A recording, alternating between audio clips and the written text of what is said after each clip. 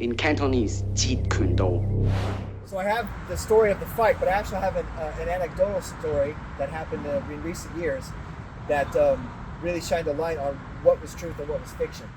All right, so this is the story of Bruce Lee and Wong Jackman, the fight that took place in Oakland, Chinatown at Bruce's school way back. So I heard the story directly from Jerry or Jeet, as he was told by Bruce. I also heard it directly from Linda Lee's mouth as she witnessed it. She was there, I believe she was 8 months pregnant with Brandon. There's lots of legends and stuff on the internet, people, arguing about it, whatever. Bruce was there, right, told Jerry, and Linda was there, she watched it. Jimmy Lee was also there. He was Bruce's friend and assistant instructor up in Oakland.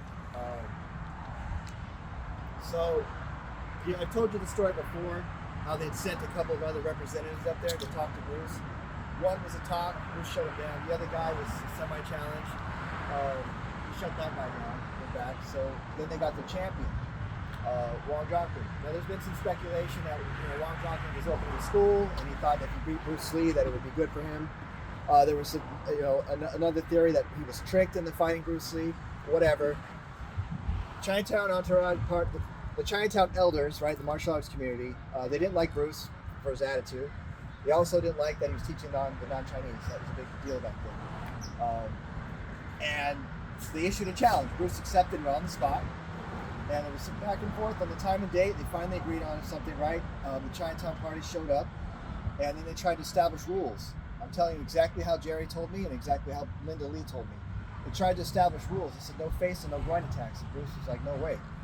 Didn't agree. You're trying to shut me down? We're fighting, right? This is a real fight. So what happened was they finally agreed, okay, no rules.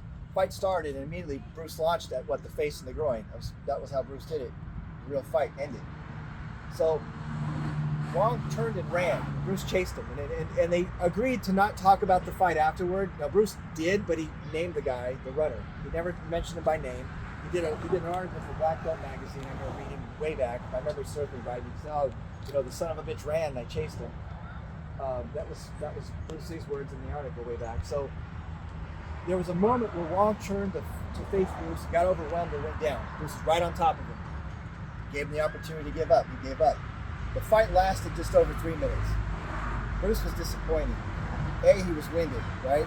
B, is like, the fight should have ended sooner. So he was like, what went wrong? He was already modifying things, working out with judo guys and other people to combat is really where he was going. But this fight was really the impetus to Jeet Kune, where he really broke everything down. And this should have ended sooner. And B, I should be tired. That's when he started really working out, focusing on his physical ability and his conditioning, and also really, really examining combat and developing, what works in a fight. And that's all he cared about. So that's how the fight ended. He won the right to keep his school open. And like Linda said, he was disappointed after it, and that was really the start. Now, I have a student way back. He was renting a house, Chinese kid. He was renting a house from, what's that different now? It was a Chinese guy, close friend and student at the time. He was renting a house in Gardena from some Chinese women. Chinese community there apparently growing. Well, they decided to sell the house. And he was coming to class one morning. It was on a weekend. It was a Sunday. I had an open house. And he was wearing my shirt. And an elderly Chinese couple, I mean elderly like 60s, which, the older I get, that's not that old anymore. But anyway, they were apparently in like their early 60s, which is yes.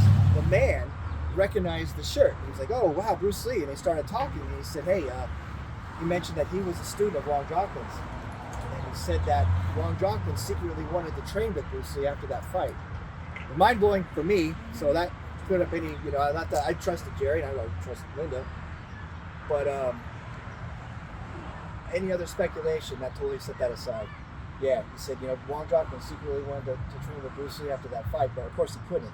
He was still part of the Chinese community, and they call it mianzi in Chinese.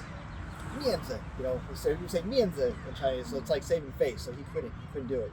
But that was an interesting revelation. That was the fight. That's how it happened.